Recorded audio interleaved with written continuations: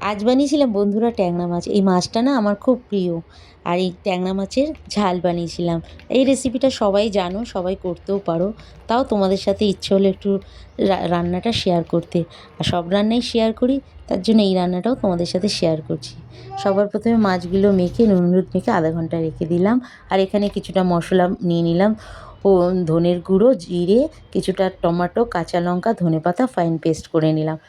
তারপরে মাছ ভাজার তেলে কালো জিরে ফোড়ন দিয়ে মশলাটাকে দিয়ে দিলাম, আর পরিমাণ মতন হলুদ আর অল্প একটু লঙ্কার গুঁড়ো আর অল্প একটু নুন দিয়ে ভালো করে মশলাটাকে কষিয়ে নিলাম। আর মাছ ভাজার ভিডিওটা আমি করতে পারিনি, মাছটা অনেক ফোটে তো তাই করতে পারিনি, মাছগুলোকে ভেজে নিয়েছিলাম।